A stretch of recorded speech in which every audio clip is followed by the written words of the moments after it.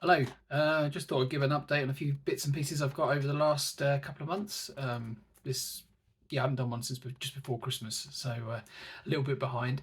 Um, I'm going to start with one Christmas present. I actually didn't get an awful lot of video game stuff for Christmas, but I did get this, which is something that I had watched a long time ago when it came out. It was a really good documentary made. It was quite a while ago from Kickstarter. And I remember watching it when it was on some sort of streaming service. I think it might have been on Prime for a while. Um, what year was this? 2014. No way, 2014. That makes me feel old. But yeah, Bedrooms to Billions. Brilliant documentary. Really gives a good insight into the UK game industry, like how it developed. And the name Bedrooms to Billions was talking about how a lot of the software companies and the developers started off as really a cottage industry, people just sort of coding away at home, making these games, and then obviously it's turned into this billion-dollar industry that we see now. Really good documentary. I highly recommend watching it. I got this from the official website of the company. I think I can't remember what they're called.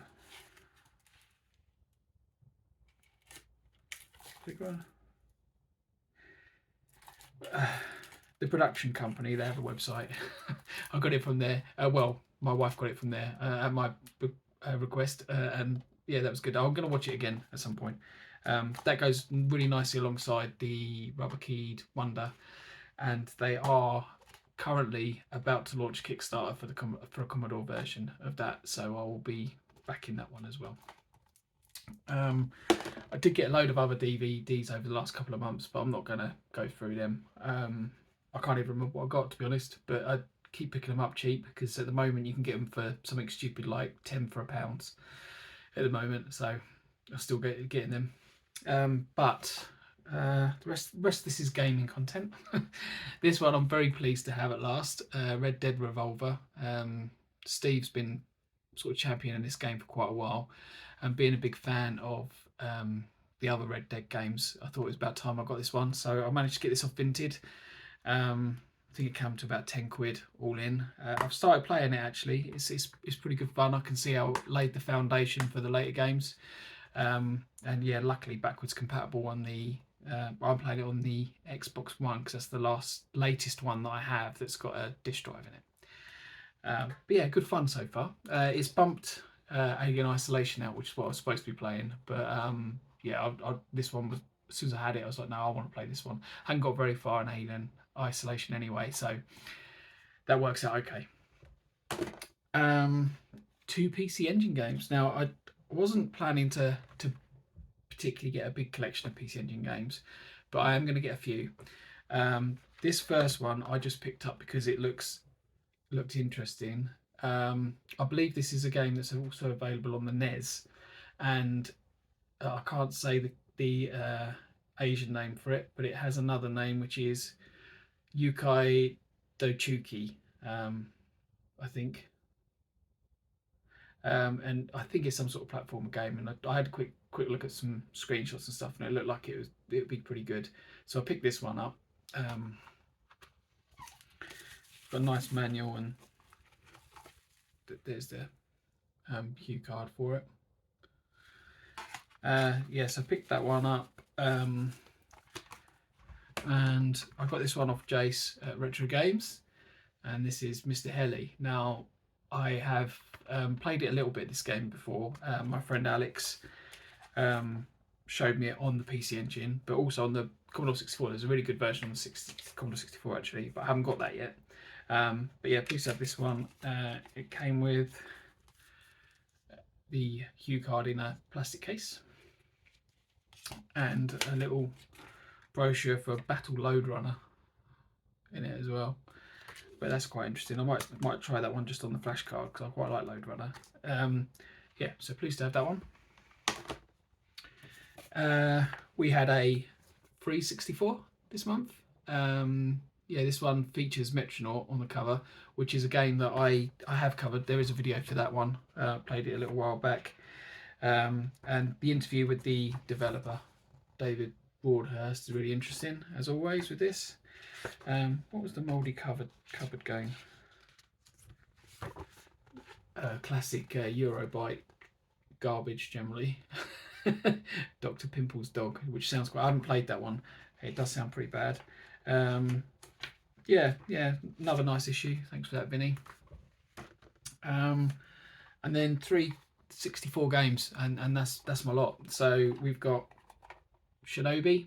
I thought I already had this, but Dazza mentioned Shinobi as one of his retro games that he was playing recently, and I realised I didn't have the Commodore 64 version, so I corrected that.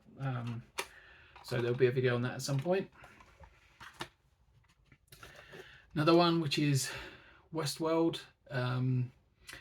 From my understanding, they capitalised on the story in the film coming out, the 1970s film with Yul Brynner, is that how you say his name?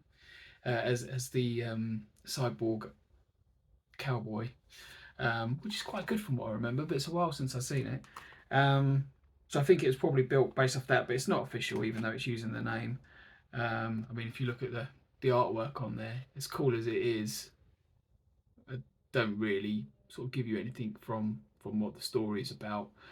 And in fact, it says it's about like a Holocaust thing rather than it's sort of a theme world going wrong.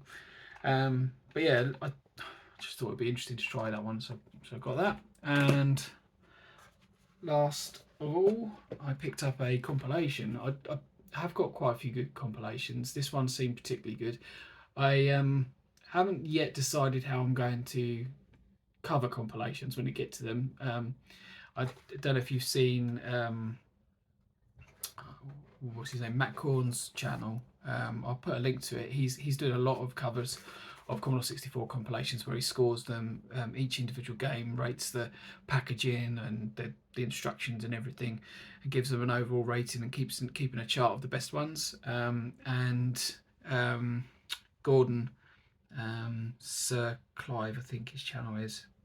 I'll put a link to that one as well. He's doing the same thing for the Spectrum, and I'm enjoying watching both of those.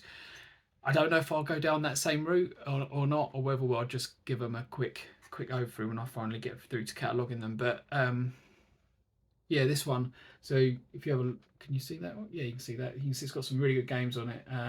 Got Ghostbusters, Aliens, Wonder Boy, Quartet, Back to the Future, and The Eidolon.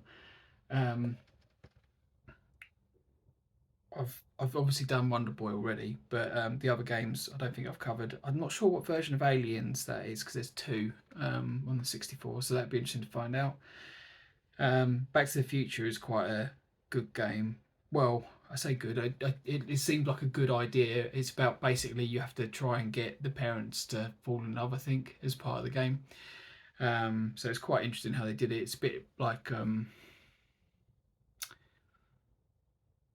the Wally game, where you have to go around and move people and get them to do stuff. I think it's a bit like that, but that was only off a very quick go at it a while back. So I will get into that one, try that a bit more. Yeah, so did that come with anything interesting? No, so it's just a paper manual. It's in pretty good condition actually, and it's got 3 tapes, which a little bit awkward for the packaging because the packaging's for 2. But yeah, that's it. So that's all I've got so far. I'm hoping that so I went to a retro event at the beginning of this month, so beginning of February, but that was pretty rubbish, if truth be told. There's very little video game stuff there at all. But I'm off to Bristol at the end of the month, 28th. Hopefully meeting a few of you there, and hopefully there'll be some good traders, and I might be able to pick some interesting bits up there. But yeah, until then, that's all I've got really of interest. Let me know what you think of those, and we'll leave it there. Cheers.